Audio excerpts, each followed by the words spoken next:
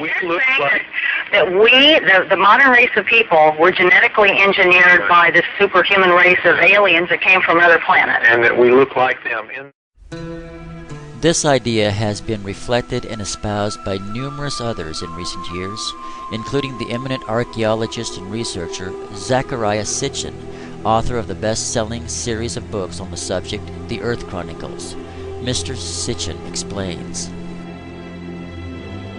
You can see here her features a little damaged. Her divinity was marked by the pair of horns that she had.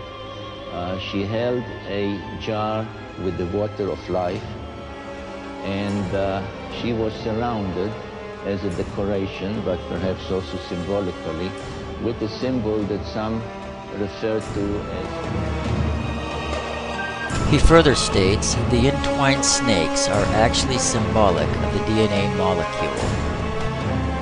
Dr. Sitchin later concludes the records of the Bible teach a condensed version of the same general story of this Anunnaki race coming down from above and genetically engineering us, creating us in their image as a hybrid slave peoples to work and labor on their behalf. These beings, according to Sitchin's work, are the source of man's ideas of the gods and goddesses. But is this really true? Is the biblical account a mere condensed version of the same story as recorded on the Sumerian cuneiform seals? Or, in reality, does the Bible tell a different story and give us a different origin as well as a different reason to explain these heavenly visitations? What does the Bible have to say? In Genesis chapter 6, in the first few verses, we read that the sons of God saw the daughters of men and that they actually married them. And we also read, a little further on, that they produced children by them. This sentiment is reflected in all the major mythos of ancient cultures. The Bible not only describes this intermarrying of the angelic race with the human race, but also suggests these fallen angels taught their wives the magic arts forbidden by God, and yet today these very arts are receiving a huge resurgence of interest on a worldwide scale, and I do not think that this is by mere accident. It is obvious the histories of the Sumerians and other ancient cultures, including the Mayans, Incans, the Gita's of India, and numerous others, tell this similar tale of those who from the heavens came down. However, only the Bible deems these beings to be sons of God, or literally, fallen angels, while all other cultures paint them in the light they most desperately desire, the role of God Himself. So perhaps these ancient records and modern-day UFO experiences do not really reflect those of aliens from faraway worlds, but rather, perhaps, they serve more as proofs of the angelic race. Jesus said in the Gospels that a man would leave his father and mother and cleave to his wife, and they being two would become one flesh. Most biblical scholars believe this to be the sexual union. But it is not the sexual union where a man becomes one flesh with his wife, but rather the resulting conception. So too, when Jesus refers to one flesh as marriage, He is likewise speaking of this physical fusion of the two gene pools. The fallen angels, those who came down from above, did take wives of all they chose, and they further applied genetic technologies with the women, or upon the women, to produce their amazing hybrid progeny.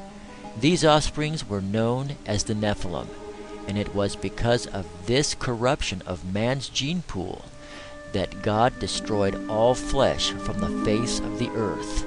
He opened up the windows of heaven and smote the earth, causing the great deep to burst forth in one day. This resulted in the global worldwide flood. But Noah and his family found favor in the Lord. And God spared Noah and his family, for one reason only, because his line was the only human line left free of this demonic genetic manipulation and production of these fallen angels' hybrid seeds. Though the angels of God are very beautiful, Satan, one of the most beautiful angels at one time in heaven, and his minions have fallen from their first estate. And in spite of the claims of many, they look nothing like us.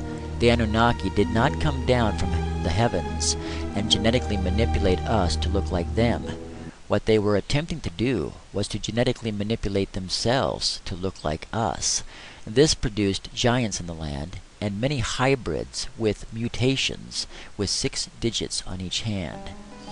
When God flooded the world, he destroyed these hybrids of humans and angels, but the angels themselves remain, and have made many attempts to again enter into the human population and reintroduce this hybrid race. How is it that the angels could come down and intermingle with humans when they are spiritual beings? Well, we are also spiritual beings, but whereas man was created to live in a physical body, angels are created just a little higher than we. The angelic race, both good and evil, were created to have the ability to move back and forth between the spiritual and physical realms. They can transform themselves into any appearance they desire, and become physical or non-physical at will. In the 18th chapter of Genesis, God appeared to Abraham in the form of 3 men, or angels, and these angels ate with Abraham.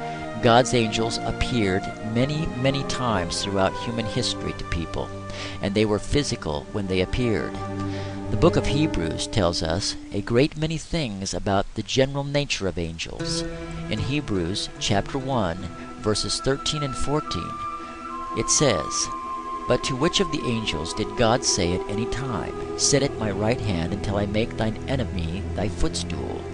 Are they not all ministering spirits sent forth to minister for them who shall be heirs of salvation?" This passage gives us the reason why angels can become physical. They were created to be messengers, ministers, and literally go-betweens of the physical and spiritual planes of reality. Later on in Hebrews, we are also told to keep kindness towards strangers and be generous to strangers, for some have thereby entertained angels unawares.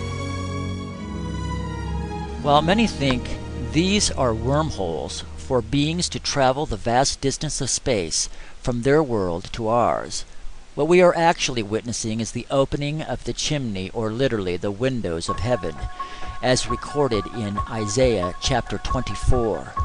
Then God declares the ends of these demonic angelic beings, as well as the royal bloodlines that worshipped and served them from the very beginning, and who helped these beings deceive the entire world through science, falsely so called, and the pharmacy arts. These beings are indeed with us, and have been since the fall in the garden. They are all around us, in the air, and usually beyond mortal sight and sound. They are a vast network of wicked spiritual beings on the verge of revealing themselves to the whole of humanity for the purpose of complete and total spiritual deception. These beings are very, very real, and every now and then we get a glimpse alerting us of their presence.